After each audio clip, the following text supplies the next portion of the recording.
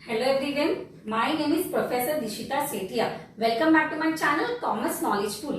हम पढ़े 11th standard का सब्जेक्ट इकोनॉमिक्स, जहाँ पे हम कवर करें chapter number 1 basic concepts in economics. आज हम कवर करेंगे new topic that is difference between value in use and value in exchange. So हमारा टॉपिक क्या है?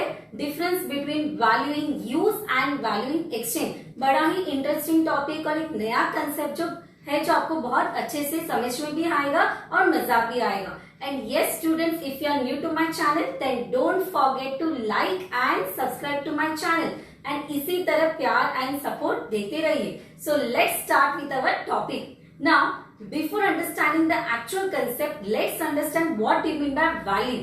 So value is a basic concept in economy and value has two approaches in economics. That is value in use and value in exchange. What are the main two approach in economics? Value in use and value in exchange. Let's understand value in use. Value in use, it refers to worth of a commodity.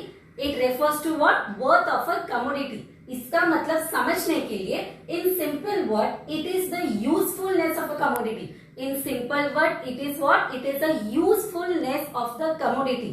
हम कौन सा concept learn करें? Value in use, जहाँ पे हमें ये समझना है एक पर्टिकुलर कमोडिटी का बहुत ज्यादा वैल्यू होगा दैट इज इन यूज। उसको समझने के लिए let's understand with the help of example. That is, no one has to pay for sunshine, but it is very useful for us. हमें सनशाइन के लिए पैसा पे करना होता है? Yes or no? हमें सनशाइन के लिए पैसा पे करना होता है? Answer is no, but sunshine is very much useful for अस।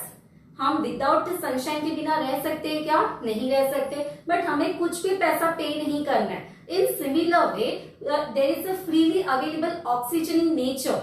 हमें ऑक्सीजन फ्री में अवेलेबल होता है, राइट? तो ऑक्सीजन का यूज बहुत ज्यादा है। अगर हम ऑक्सीजन ही नहीं लेंगे तो हम जिंदा ही नहीं रह पाएंगे। इससे हमें ये समझ में आता है कि ऑक्सीजन और सनशाइन उसका वैल्यू इन यूज बहुत ज्यादा है, बट वैल्यू इन एक्सचेंज कम है, क्योंकि ना तो हमें कुछ पैसा पे करना होता है।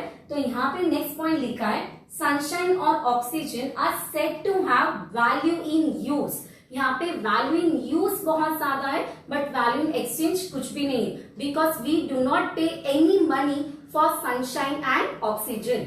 नेक्स्ट हम देखेंगे value in exchange. It refers to worth of a commodity और a service express in terms of another commodity. आपने एक टर्म सुना होगा बार्टर एक्सचेंज का। बार्टर सिस्टम जो एंशिएंट टाइम पे यूज किया जाता था और परफॉर्म होता था। बार्टर एक्सचेंज में क्या होता था? गुड्स की जगह पे गुड्स देना।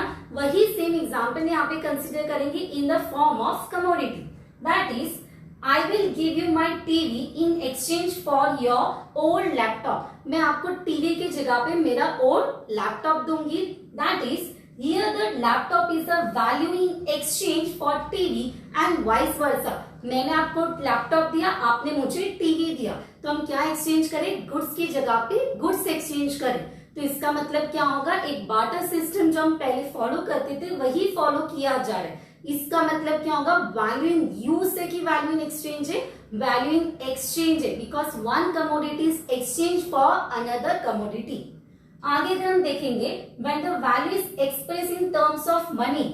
जब हम कोई भी प्रोडक्ट खरीदते हैं उसके लिए जब पैसा पे करते हैं तो उसको हम नाम क्या देंगे? Price for a particular commodity. It is called as the economic goods. कोई भी गुड्स परचेस करने के लिए अगर हम पैसा देते हैं तो वो कौन सा गुड्स बनेगा? इकोनॉमिक गुड्स बनेगा। और कोई भी पर्टिकुलर कमोडिटी हम ऐसे ही फ्री में यूज करते हैं तो it is called as a free goods. Like oxygen, sunshine are consider as a free goods, but कोई भी कमोडिटी जो हम पैसा पे करके खरीदते हैं वो कौन सा गुड्स बनेगा? इकोनॉमिक गुड्स बनेगा। आगे when the value is expressed in terms of money, it is called as the price of a commodity, and in economic term it is referred as economic goods. So आपको एक simple सा meaning आ सकता है, concept आ सकता है कि economic goods क्या होगा? Economic goods are those goods which are paid for particular commodity. उसके लिए हमें कुछ तो पेमेंट करना होगा, पैसा पे करना होगा, उसको हम नाम क्या देंगे? Economic goods. नेक्स्ट अगर हम देखेंगे होल, अगर हम कंक्लूड करेंगे तो हमें कुछ समझ में आता है।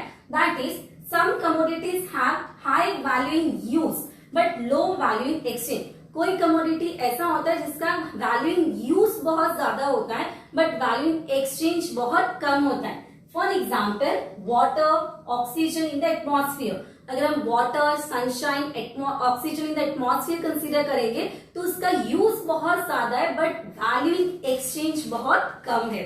उसी तरह से some commodities have low value in use but high value in exchange, जिसका वैल्यू इन यूज बहुत कम है बट एक्सचेंज वैल्यू बहुत ज्यादा है। अगर हम एग्जांपल लेंगे तो डायमंड्स, एक्सपेंसिव पेंटिंग। डायमंड्स खरीदना हर एक का पॉसिबिलिटी नहीं होता है, सो हर एक पर्टिकुलर पर्सन डायमंड खरीदेगा ऐसा होगा क्या?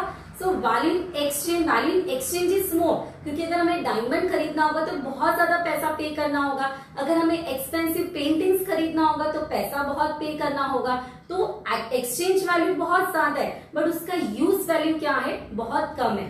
सो यहाँ पे हमने ओवरऑल आज क्या कंसेप्ट लर्न किया? We have learn one of the interesting concept in economics, that is difference between value in use and value in exchange, जो बहुत ज्यादा आपके एग्जाम पॉइंट ऑफ व्यू से इंपॉर्टेंट है। वैल्यू इन यूज का मतलब होता है वो पर्टिकुलर कमोडिटी का यूज होना, जैसे यहाँ पे ऑक्सीजन होगा, वाटर होगा, सनशाइन होगा, जिसके लिए हमें कुछ भी पैसा पे नहीं करना होता है। तो वैल्यू इन यूज बहुत ज्यादा है बट एक्सचेंज वैल्यू बहुत कम है। उसी तरह से सेकेंड कंसेप्ट होता है वैल्यू इन एक्सचेंज, जहां पे हम कोई भी एक्सपेंसिव प्रोडक्ट एग्जांपल ले सकते हैं, एक्सपेंसिव पेंटिंग्स होंगे, डायमंड्स होंगे, ये सब लोग नहीं खरीदते तो इसका यूज बहुत कम है बट इसका एक्सचेंज वैल्यू क्या है? बहुत ज्यादा है। And in the two economic terms आपको याद रखना है, अगर वैल्यू इन यूज बहुत ज्यादा होगा और उसके लिए अगर हमें कोई भी पैसा पे नहीं करना है तो वो कौन सा गुड्स कहलाएगा? That is free goods like oxygen and sunshine. But जो पर्टिकुलर कमोडिटी के लिए हम पैसा पे करते हैं तो वो कौन सा गुड्स कहलाएगा? That is economic goods. So I hope आपको कंक्लूजन से समझा होगा and what is the main concept of this topic आपको अच्छे से समझा होगा। It is very important topic, so अच्छे से अंडरस्टैंड करना एंड स्टिल अगर आपको कोई भी डाउट होगा तो आप मुझे कमेंट बॉक्स में मेंशन करना। Okay student, keep supporting. Thank you.